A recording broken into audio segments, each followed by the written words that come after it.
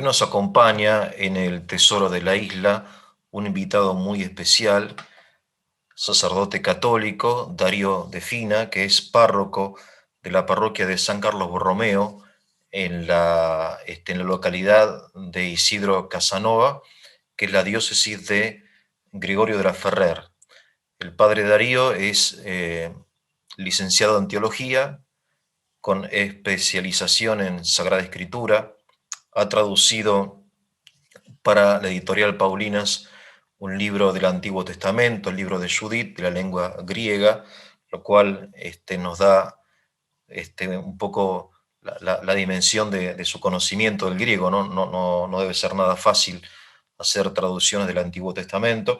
Y después es autor de un libro acerca de la oración, es profesor también de escritura en la Cartuja de Dian Funes, en la provincia de Córdoba. Así que Darío, bueno, gracias por, por estar aquí en la productora. Sé que sos una persona muy ocupada, pero recibimos una consulta, una pregunta de algún oyente de la productora acerca de los libros así llamados deuterocanónicos, ¿no?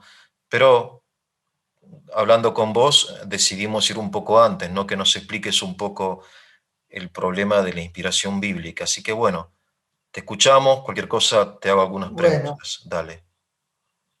bueno, muchas gracias por invitarme. Saludo a toda la audiencia de esta tan linda, El Tesoro de la Isla, que hermoso nombre además.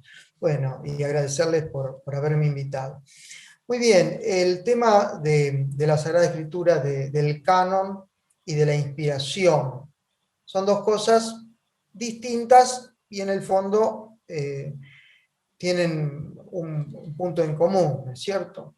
Eh, la inspiración de la Sagrada Escritura va más al origen, de dónde viene la Sagrada Escritura, tiene un origen divino, es palabra de Dios, palabra de hombre, pero es palabra de Dios, ¿no? Autor divino humano, que por ahí después podemos explicarlo más detalladamente, ¿no?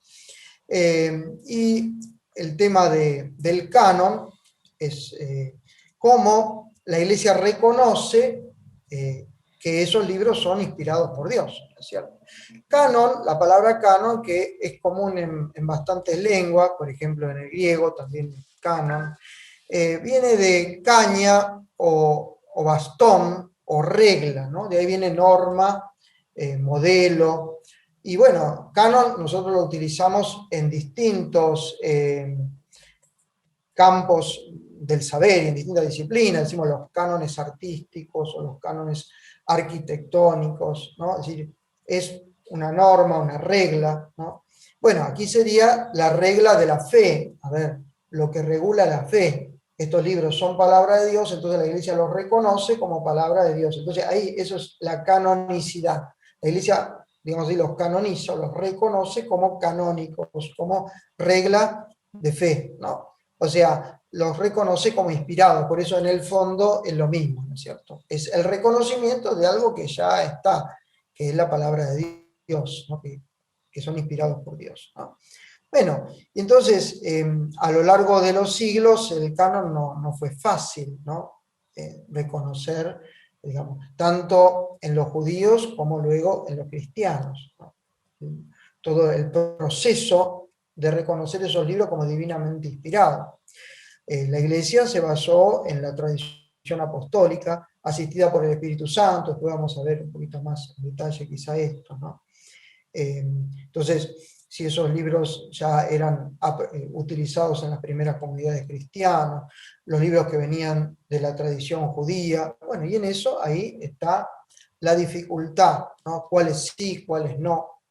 Y ya de los primeros, de los comienzos, se utilizó no la palabra, como decimos ahora, canónicos o sea, proto o deuterocanónicos, pero vamos a ver qué es, sino otra terminología. Es decir, algunos libros que nunca se dudó que eran palabra de Dios. Eso se lo llamaría ahora modernamente protocanónicos. Antiguamente se decía en griego homologúmenoi, ¿no? Es decir, que todos los reconocieron como canónico, como palabra de Dios. Después, otros libros que se dudó tanto del Antiguo como luego cuando lleguemos al Nuevo, también en el Nuevo Testamento, algunos libros también se dudó, y entonces se lo llama deuterocanónico. Deutero quiere decir segundo, ¿no? Sí, o otro canon, ¿no? No es una gradación para la Iglesia como que unos son más inspirados que los otros. Hay que tenerlo bien claro eso. Para la Iglesia son todo palabra de Dios y son todos libros sagrados. Quiere decir que en algún momento alguien dudó, ¿no? Y entonces entre los griegos decían los antilegómenoi, aquellos que se dudaba, que eran discutidos, y algunos que eran dudosos, pero no tanto, como se decía anfilegómenoi, ¿no? Una terminología antigua, ¿no? El que puso esta terminología moderna es recién, en el 1500 y algo, porque murió en 1569, es Sixto de Siena, ¿no? Que puso los protocanónicos y los deuterocanónicos, que es lo que quedó, ¿no? Y ahí vamos a llegar a ver cuáles son esos libros, ¿no?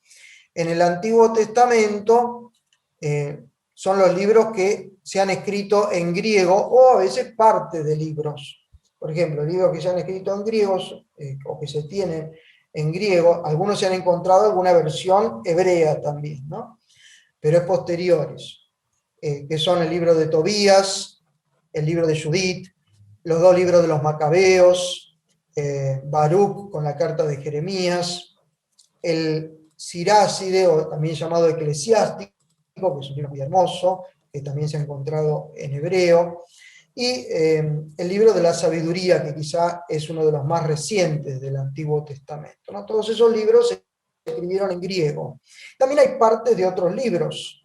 Por ejemplo, tenemos partes del libro de Daniel que están escritas en griego solamente. Por ejemplo, el cántico de los tres jóvenes que están en el horno, que está en el capítulo 3, 3, 24, 90. Después tenemos también en el libro mismo de Daniel toda la narración de Susana y de Bel y el dragón, que son capítulo 13 y capítulo 14. De eso también se dudó, ¿no? Y tenemos algunas partes del libro de Esther, capítulo 10.4 al 16.24. Todo eso son lo que llamaríamos los deuterocanónicos del Antiguo Testamento, ¿no? Si querés paso a lo del Nuevo Testamento. Sí, pero te hago un par de preguntas. En primer Sí, lugar, hacemos, sí. entonces los deuterocanónicos son libros que fueron aceptados posteriormente. Y A fueron ver, aceptados dentro del canon en algún acto oficial de la Iglesia, digamos, en un concilio dijeron los miembros del concilio, bueno, los libros de la Biblia son estos, o fue, es te más estoy complejo, es más adelantando, complejo. más complejo, Está muy bien, es más complejo. Sí, es toda una sí, historia, ¿no? Porque primero tenemos que ver cómo surgió el canon judío, ¿no? Por ahí ahora bien, lo puedo detallar un poquito más, ¿no?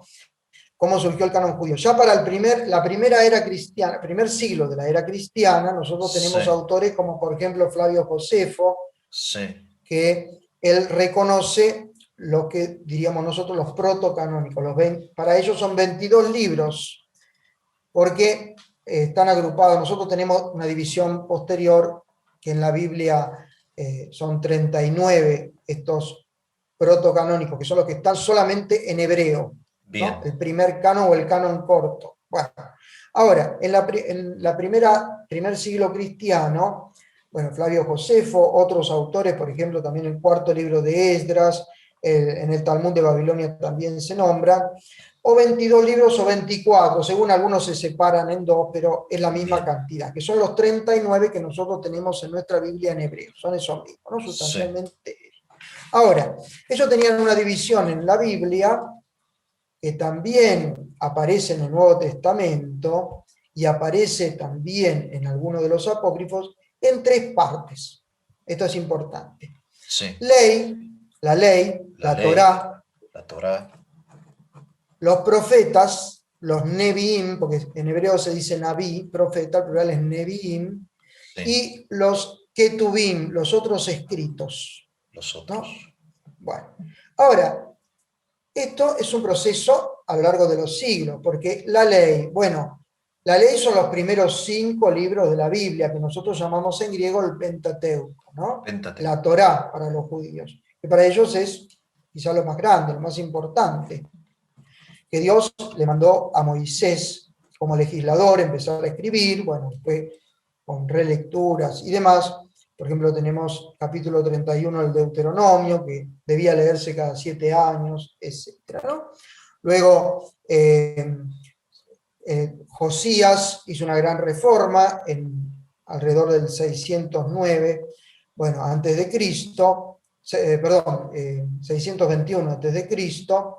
Él estuvo como rey hasta el 609, pero aproximadamente en el 621 hizo una gran reforma donde se encuentra un libro de la ley, que no sabemos si es el Deuteronomio o todo el Pentateuco, y entonces hace una gran reforma en el pueblo, ¿no? Entonces ya esos libros son autoridad, son normativos para el pueblo. Posteriormente, después del destierro y demás, Esdras hace como otra reforma después del exilio, que será más o menos para el 444 a.C., lo que los autores ponen, ¿no? Entonces, ya ahí está como, podemos decir, cerrado o terminado de componer lo que sería el Pentateuco. Y es, además, normativo, ya es ley. Es más, posteriormente los samaritanos y otros van a aceptar ese núcleo de la ley, que después no van a aceptar, por ejemplo, los samaritanos o los saduceos, no van a aceptar los libros proféticos, ¿ven? Posteriormente. Por eso es importante ese primer núcleo. Claro. ¿No? Después Claro. viene como un segundo núcleo, o colecciones, podemos decir también, que Sí. serían los profetas. Los profetas. Y entonces, por ejemplo, tenemos que se nombran estos profetas en el libro del Siráside, que sería el eclesiástico nuestro. Recuerden que para los judíos no es hoy un libro canónico, ¿no? Pero allí también nombra el Siráside, tanto en el prólogo del Siráside, que no se considera inspirado, que será de más o menos el 130 antes de Cristo, y en el libro que será del 180 a.C., es anterior, porque el prólogo lo hace un pariente. Bueno, entonces ahí se nombra también esta división en ley, profetas y otros escritos, está esta división. Pero en el cuerpo del libro, ¿no? A ver si me sigue el razonamiento, en el cuerpo del libro del Siráside, Sí. nombra a los distintos profetas, ¿no? Y entonces también se ve que los judíos en esa época lo tenían como libros normativos, ¿no? Sí. Sí. Ahí está. Entonces, después, por ejemplo, sí, a mediados del siglo II antes de Cristo se va cerrando esto de los profetas. Ahora vamos a ver que los saduceos, como te dije, y los samaritanos no reconocen esos libros. En realidad, el canon de los profetas, o mejor todo el canon bíblico de los judíos, se cierra con el libro de Malaquías, el siglo V antes de Cristo. Eso es como el último profeta, ahí cerraría. Pero eso Malaquías. lo van a desarrollar los rabinos posteriormente. Pero hasta ese momento, hasta el siglo II antes de Cristo, bueno, está cerrado la segunda parte de esta colección, que serían los profetas. Y después ya viene la última parte, que son los otros escritos, entre los cuales encontramos los salmos, entre los cuales encontramos los proverbios, Cantar de los Cantares, que es más fluctuante, no hay, digamos, un cierre definitivo. Aparecen en el Siráside nombrados salmos, sentencias, libros escritos de David o de Salomón, Sí. en 2 crónicas también, pero no, esto es más fluctuante, esto se va cerrando posteriormente, estos otros escritos. Ahora, el problema... no, perdón, termina, por favor. No, termino con esto, que en el Nuevo Testamento, por eso dije que en el primer siglo de la cristiana, en el Nuevo Testamento, si vos recordás cuando Jesús va caminando con los discípulos de Maús, dice, y les interpretó lo que se refería a él en la ley, los profetas y los salmos. Sí. ¿Sí? Porque por ahí todavía no estaba cerrado la última colección, se lo encabezaba con los salmos, no sabemos, o todavía no estaba cerrado los otros escritos. Sí, ¿no? sí, Pero ahí sí. Jesús le interpretó esas 3 divisiones, como decir, todo lo que se llama hoy en día la Tanaj hebrea, toda la Biblia hebrea. O sea, para ver si entendí bien, el Antiguo Testamento se divide como en tres grandes colecciones. La Grandes primera es colecciones. la ley llamada o Torá, que es el Pentateuco, que serían El los primeros cinco Pentateuco, libros, ¿no? El sí, sí, sí. Génesis, el Éxodo, los Números, etcétera, Deuteronomio y Levítico, sí. y Levítico. Después los profetas, y después los otros libros, que serían los sapienciales o... No, Sí, sería lo que llamamos hoy los sapienciales. bien. Ahora, el problema que vos mencionaste al principio, que parecería que el problema es la lengua en la que fue escrito, ¿no? El griego. Parece que hay como un rechazo a aceptar libros escritos en esa lengua, ¿puede ser? ¿O no? Claro, a ver, ahí tenemos que remontarnos a cuándo se escribieron los libros griegos y a Sí. cuándo se tradujo la Biblia griega. Ajá. Ahí surge el tema de la versión de los 70. Acá tengo una 70, lo que llama la Septuaginta. Eso es una edición nueva, pero hay ediciones viejísimas. Entonces está todo en griego. En Todo el griego. Antiguo Testamento en griego, ¿no? Que O sería la sea, vos 70. ¿Por qué se sos llama? párroco Sí. en La Matanza y tenés tiempo, además de hacer mil cosas, de leer en griego. Digo, ¿no? Y no sé, hago lo que puedo. Hago lo Y que sí. puedo, sí. No, no deja de ser Todo es lindo sorprendente, la porque verdad. Pero bueno, dale. Santa Teresita de Niño Jesús decía que ella, si hubiera sido sacerdote, le hubiera gustado leer los libros Sí, sí, bíblicos en el idioma que fueron escritos, ¿no? Y eso es claro. lindo, ¿no? Es decir, escucharlo de propia ¿Es voz, muy ¿no? difícil Tiene estudiar otra griego? fuerza. ¿Es muy difícil estudiar Griego no, griego? hebreo, griego tiene sus dificultades, todo tiene sus dificultades, es otra Claro, lengua, es otra cultura, porque es otra mente. claro. Pero más difícil me parece que es el hebreo. El Estudiar hebreo, ¿no? hebreo es más difícil, ¿no? Porque Muy es bien, pero bueno, otra es mentalidad. admirable.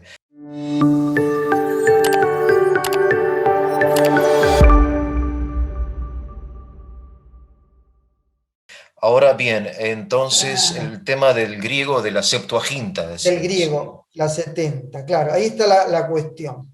Cuando nosotros llegamos al primer siglo del cristianismo, bueno, ya los cristianos utilizaban una versión griega que es esa que te mostré, digamos, Sí, estaría en papiro y en pergamino, que un día vamos a analizar.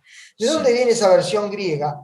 Y 3 siglos antes de Cristo, un faraón que se llamaba Filócrates, y me permitís compartir pantalla, te muestro ahí una carta que se sí. atribuye a él.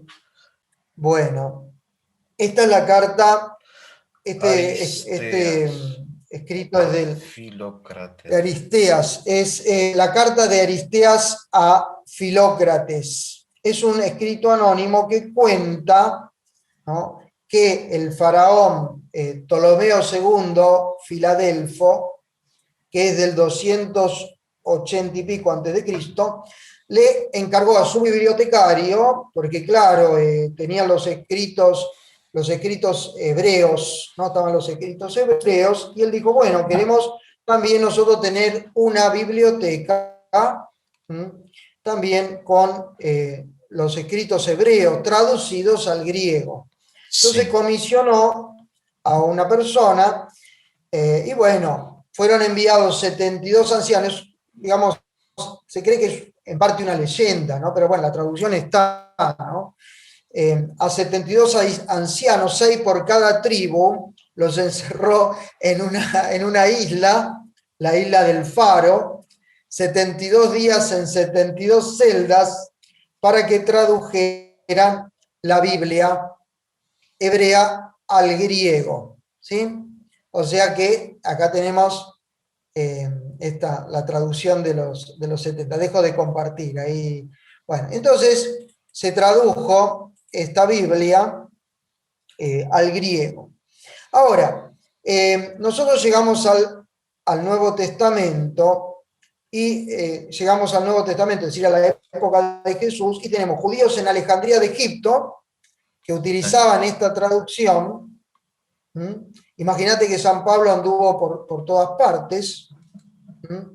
Él, en el Nuevo Testamento, de las 350 citas explícitas e implícitas que hay del Antiguo Testamento, 350 citas en el Nuevo del Antiguo Testamento, 300 son seguro de la versión de los 70, o sea, de esta Biblia griega. ¿no? O sea, fíjate la importancia que tuvo en el primer cristianismo, ¿no? Muy bien. Ahora, cuando los judíos de la diáspora, podemos decir, después de la destrucción del templo de Jerusalén, ¿no? Ya estamos en el 70 después de Cristo, entonces ellos usan esta traducción, ya también la época de San Pablo, las primeras cartas, vamos a poner desde que se compusieron los evangelios, todo eso también se utiliza esta traducción en general, ¿no? Cristo Ahora, hablaba en griego, perdón, Cristo hablaba en ¿cómo? griego, nuestro Señor hablaba Cristo en hablaba griego. en arameo, pero los Ah, cristianos, digamos, ya había, a ver, tenemos núcleos en Siria y Palestina que se supone que hablaban en hebreo, pero los primeros escritos los tenemos en griego. A ver, se cree que, por lo menos por lo que dice Papías, el Evangelio de San Mateo fue escrito, por ejemplo, primero en hebreo o en arameo y después traducido al griego, pero no se ha encontrado digamos, el texto original en hebreo o en arameo, digamos, ¿no? Entonces, es más, el hebreo propiamente dicho, o sea, Jesús hablaba en arameo, ¿no? Porque el hebreo propiamente dicho es otra historia, se dejó de utilizar mucho antes, se usaba solamente para las lecturas solemnes en la sinagoga y se comentaba ya desde la vuelta del destierro, porque los judíos habían perdido su idioma. Entonces utilizaban el arameo, que era el idioma que hablaban en Babilonia. Eso lo vemos, por ejemplo, si no me equivoco, en Nehemías, Esdras, capítulo 8, en uno de esos dos libros, donde se explica al pueblo, Esdras creo que le explica al pueblo, les lee en hebreo y les explica en arameo, porque si no ellos no podían entenderlo, ¿no? Entonces, ya en la época de Jesús se hablaba en arameo y también al estar, imagínate, el contexto, digamos, de la época romana, que estamos en la época de Cristo, Poncio Pilato, Herodes, era políglota. O sea que claro. mucha gente hablaba el griego, hablaba el arameo y hablaría el latín, ¿no? La leyenda de la cruz en Nuestro Señor se escribe en los tres idiomas, que eran los idiomas universales hablados en ese tiempo, porque claro, era una ciudad, digamos así, cosmopolita por el Imperio Romano, ¿no? Bueno. Claro. Entonces, ¿qué pasa? Sí, No, no, no, te el, escucho atentamente, sí, sí. eh, utilizaban el griego, ¿no? Ya para las cartas, San Pablo, los evangelios, todo, y los judíos, ya después que se destruye el templo de Jerusalén en el año 70, entonces ellos se van a la diáspora porque no hay templo, no, se acabó el sacerdocio levítico, se acabó el culto, entonces la religión judía pasa a ser un poco más del libro. Y los fariseos, que después se empiezan a llamar los dirigentes de ellos, los rabinos, ¿no? El maestro, que es el rabino. Bueno, entonces allí, bueno, ellos van poniendo distintos, por decir así, cánones sobre, a ver, cuáles son los libros inspirados y cuáles no. Y como vos bien dijiste, sí, se basan en la antigüedad, primero, ¿no? Hasta Malaquía, digamos, hasta el siglo V, pero también se basan en la lengua hebrea, ¿no?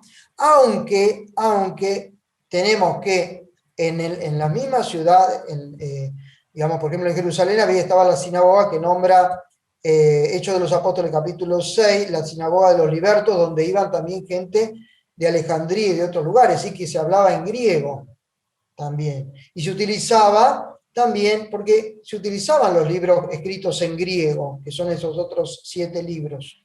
No es que no se utilizaban, ¿no? Pero los rabinos fueron como ajustando la cosa y diciendo, bueno, estos libros no, ¿no? Además, eh, no estaba conforme con los principios religiosos que transmitían los fariseos en algunos casos, o sea, vamos a ver, por ejemplo, el libro de Judith, las leyes, otros textos, y el cristianismo naciente empezó a utilizar esos textos para profetizar a Cristo, para anunciar a Cristo. Por ejemplo, si tenemos un ejemplo, ¿no? Suelto, Sabiduría 2, que habla del hijo perseguido, ¿no? Es un libro griego, y entonces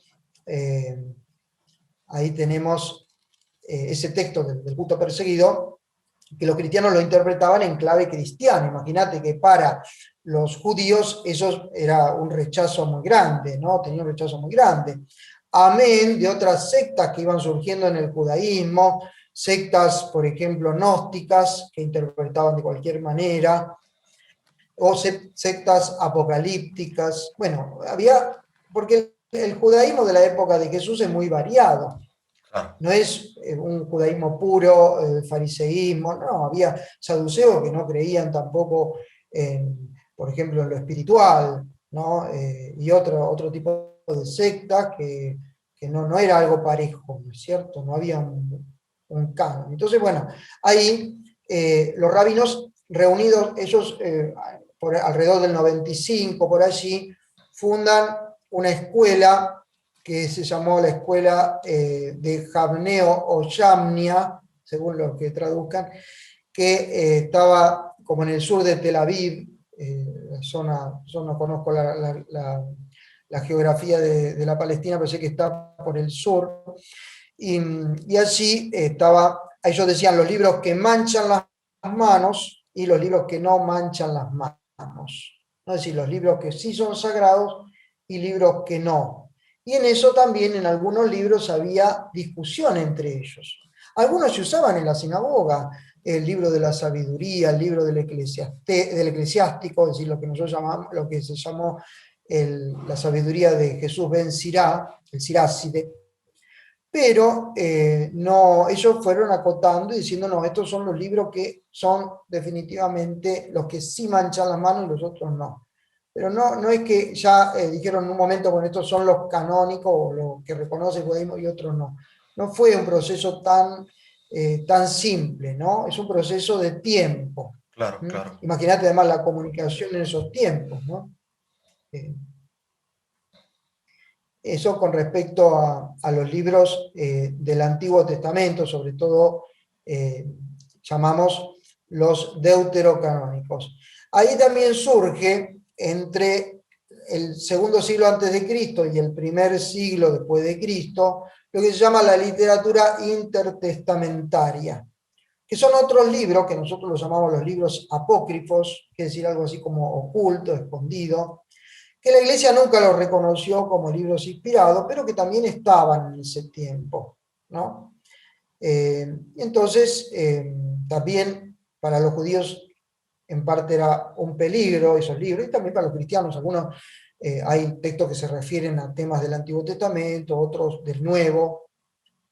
Entonces, son interesantes por lo histórico que tienen esos libros, por el contexto geográfico y demás, pero a veces vienen de sectas, por ejemplo, las sectas gnósticas. Claro, Que, ahora digo, yo desde el punto de vista del cristiano o del judío, el hecho de que un libro sea o no canónico, vale decir, es confiable o no, digamos, contiene la doctrina ortodoxa o bien es heterodoxo, digamos que no es un tema menor para una persona saber si claro, tal claro. libro es canónico o no. No es un tema estrictamente formal, entiendo yo, como, no sé, Claro, claro. si Cervantes escribió o no, no sé, El Quijote. Es un tema bueno, qué sé yo, de literatura.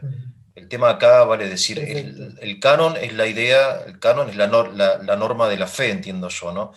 Y entonces Perfecto, sí, sí. creo que era muy importante, bueno, sigue siendo muy importante, Es no muy sé, importante, sí, sí, sí, sí. ¿no? Claro, y allí, por ejemplo, en las distintas iglesias, ya por ejemplo, de parte del cristianismo, la aceptación de esos libros, ¿no? Porque también veían, bueno, esto, había libros que iban surgiendo, que tenían doctrinas heterodoxas, como vos decís, ¿no? El gnosticismo, por ejemplo, que despreciaba lo material, ¿no? Y bueno, entonces tenía, digamos, hay libros gnósticos que se han encontrado, mucha literatura gnóstica, ¿no? O cierta literatura apocalíptica o milenarista o cosas así, que se iba interpretando de una manera heterodoxa, y entonces era complejo. Entonces los cristianos apelaron al principio, bueno, con respecto al Antiguo Testamento, en algunas cosas era fácil, porque todo libros que vienen de la tradición judía, que ellos recibieron, ¿no? Claro. Y después ya empezaron con los libros del Nuevo Testamento, ya era distinto, ¿no? Sí, Porque, a ver, remontaban a las iglesias, a ver cómo era la recepción en las iglesias de distintos lugares, ¿no? Vamos a suponer Asia Menor, Siria, Palestina, toda la zona de Palestina, toda la zona de, por ejemplo, de las Galias, hacia el occidente. Entonces, cómo fueron recepcionando, recibiendo esos libros, ¿no? Y en eso son muy importantes como guías los llamados padres apostólicos, que sí, son los primeros, podemos decir, escritores después de los apóstoles. Y claro. en ellos, por ejemplo, hay algunos muy importantes en todo esto, que le dieron a la iglesia, por ejemplo, San Justino. San Justino es muy importante porque él, por ejemplo, tiene varios escritos, ¿no? Son las dos apologías y el diálogo con Trifón. Trifón era un judío. Él dialoga con el judío Trifón y utiliza textos del Antiguo Testamento, pero además dice, yo voy a utilizar los textos que ustedes reconocen, pero también hay otros textos que ustedes no reconocen. O sea que ahí te da a entender que estaban los textos griegos, ¿no? Lo que Claro, llamamos ahora los deuterocanónicos, que, bueno, él no lo reconocían, pero dice, cuando discutían con personas de origen hebreo, bueno, utilizaban los libros que ellos utilizaban, ¿no? claro, claro, claro. Lo mismo Orígenes, posteriormente Orígenes hace lo mismo, ¿no? Ahora, cuando tenían que hablar con interlocutores, podemos decir, o cuando comentan textos para el cristianismo, entonces ellos también utilizan esos otros textos. Pero también Claro. entre los padres de la iglesia hay distinciones, no todos utilizan esos textos. Algo que quiero decir ya antes que quedó. En la 70, en la versión de los 70, no están separados los textos, bueno, traducidos del hebreo, no, están dentro del mismo cuerpo cada uno, ojo, ¿no? Está bueno, la ley está aparte, pero dentro de los profetas están los deuterocanónicos proféticos, dentro de los otros escritos están los deuterocanónicos de los otros escritos, ¿no? O sea que formaban parte del cuerpo y se leían también en las sinagogas, ojo, como ya creo que lo dije, por ejemplo, algunos que se leían más, el eclesiástico es uno de los que más se lee, sabiduría también, ¿no? Bueno, entonces los padres apostólicos los citan a estos libros y los llaman escritos o escritura, los llaman escritura también a estos libros que nosotros llamamos los deuterocanónicos, los llaman también escritura. Pero, como dije, entre los padres no todos, algunos abogan por el canon más breve de los judíos y otros también reconocen el canon completo, digamos, el canon que reconocemos ahora, ¿no? En eso es muy importante San Agustín, pero ya estamos en el siglo IV y V, ¿no? San Agustín es muy importante, pero ya viene de otros padres que, por ejemplo, en África, San Cipriano, en Siria, San Efrén, reconocen los cánones, digamos, el canon completo, amplio que llamamos, ¿no? O sea, que tiene todos los libros del Antiguo y del Nuevo, obviamente.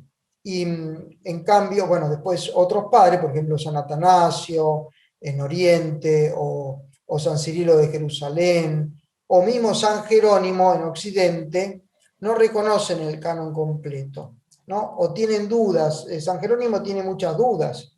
Él, algunos textos, por ejemplo, Judith, Tobías, ¿no? Yo lo utilicé para la tesis, y él dice, lo traduje en una noche, ¿no? Porque es un escrito, pero le escribe a un diácono amigo, no sé, se lo traduce, pero dice, lo traduje en una noche, como rápido, ¿no? Imagínense la mente de San Jerónimo, que en una noche tradujo un libro de 16 capítulos, a mí no sé cuánto me llevó traducirlo, y ya con todo lo nuevo, y bueno. Pero, a ver, ¿qué pasaba? Él decía, era un libro edificante, porque los Juditos, Tobías, son libros edificantes, decía él, pero no son libros canónicos. Entonces, entre los padres de la iglesia, todos no tienen, hay oscuridad sobre eso. Hasta la época de San Agustín. San Agustín participa en tres, podemos decir, sínodos o concilios regionales, llamémosle así. Uno como presbítero, en el primero, el concilio de Hipona, en el 393. que pone toda la lista completa de todos los libros, y después en el 397 es el tercero de Cartago, y en el 419 el cuarto de Cartago. En esos dos últimos participa ya como obispo, ¿no? Y allí no solamente que se aceptan esos libros, sino que se da como digamos, el elemento de criterio de juicio, de por qué, bueno, por la tradición que viene de los apóstoles, entonces el argumento más importante, ¿no? Digamos, la tradición de los apóstoles de la Iglesia, por el cual reconocemos estos libros, no es solamente porque a alguno se le ocurrió, ¿no es cierto?